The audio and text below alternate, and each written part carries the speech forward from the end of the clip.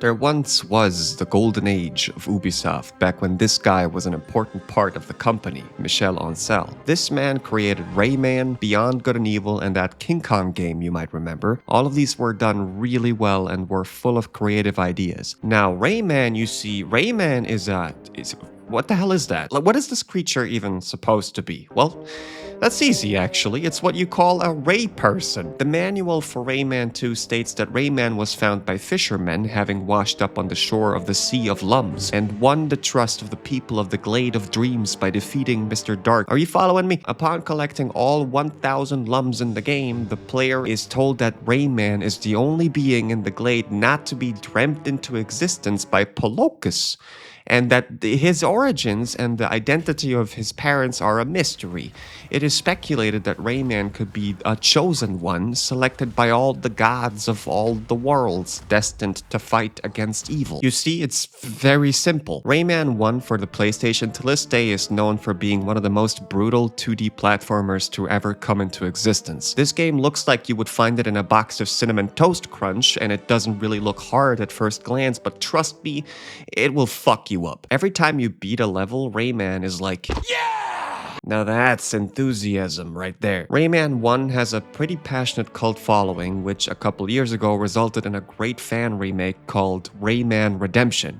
But I'm seeing things a lot more clearly now. Every Rayman game from here on out would contain the two most important characteristic mechanics, hovering and throwing fists, like literally throwing Rayman's fists as projectiles. Except for Rayman 2, here he throws energy balls or something. Rayman 2 was one of my favorite games as a kid. Since then, I've never seen this specific art style ever again. It's the first 3D game in the series. The levels are comparable to other 3D platformers of that time. Kind of reminds me of your typical Rareware game from back then. But then all the characters, enemies, and Rayman himself are these flat 2D models. I guess I don't even know what I'm looking at, really. The models are kind of 3D, but not quite. They're not really cell shaded or whatever. They're just kind of flat. I'm not entirely sure what to call it. Let's just say it's unique. Rayman 2 received critical acclaim upon release and became so popular that 2 years later, Ubisoft made a remake for PS2 called Rayman Revolution. Rayman manages to establish itself as that one weird but surprisingly good platformer from France, and when they released Rayman 3, people just ate that up like fresh cookies. Rayman 3 Hoodlum Havoc was the second of the two total 3D Rayman games to ever come out. It released on all platforms to generally favorable reviews, but for most people, Rayman 3 was trying a bit too much for its own good by increasing the silliness and zaniness of its humor a bit too much. The characters in this game just feel kinda dumb and obnoxious, which would ultimately steer the franchise in a wildly different and more stupid direction. I'll get to that in a second. Rayman 3 had some really annoying minigames and characters, although the combat was a bit more refined. The issue is that this focus on combat didn't really do this game any good, because what I personally love so much about Rayman 2 is this mystical feeling you get when you're running through its levels while you're accompanied by this great upbeat yet dreamy soundtrack that kind of reminds me of the music you hear from the early Spyro games. Just listen to some of these bangers.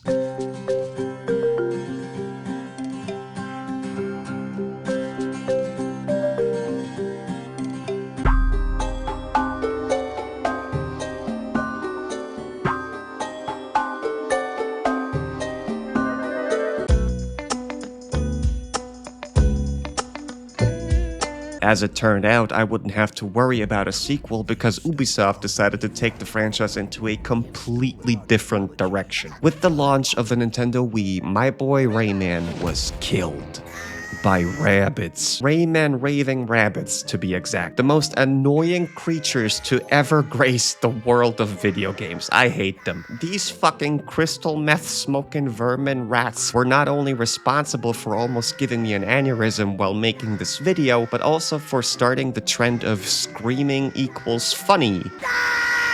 I am convinced that the minions were inspired by these stupid idiot drug bunnies. And the worst part, they were everywhere. In my memory, every third commercial on TV back then had the raving rabbits in them. Now, what kind of game was this? Well, it was the same kind of game that Ubisoft decides to make from then until now. It was fucking trash. What the hell even? How do you play this game? For years to come, the raving rabbits were rehashed for a bunch of samey, cheap-ass spin-off games that just got worse and worse with with every release, until suddenly our favorite Ray person himself finally came back. In 2011, Ubisoft published the now modern classic 2D platformer by the name of Rayman Origins, and in 2017 they published a sequel, Rayman Legends. Ubisoft actually brought Rayman back to its roots. These two games, especially the second one, are regarded as some of the best 2D platformers ever made, both of them receiving critical and universal acclaim upon release, with critics calling it one of the most jubilant, vividly imagined, and open-hearted platformers to come along in a long time. These games were jam-packed with creative ideas, with my favorite being some levels in Rayman Legends where the background music would sync with your movement through the level.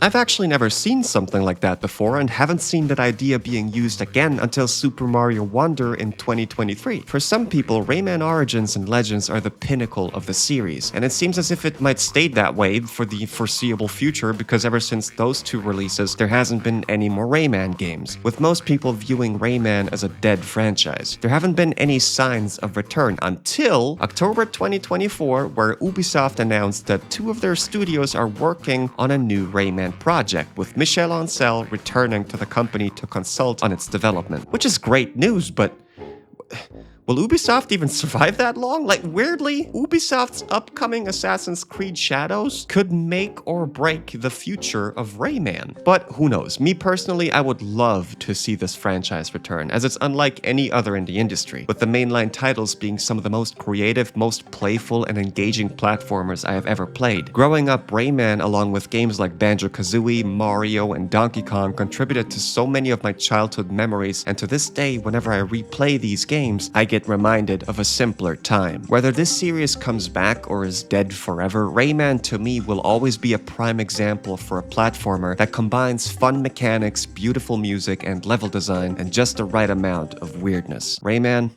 I miss you, buddy.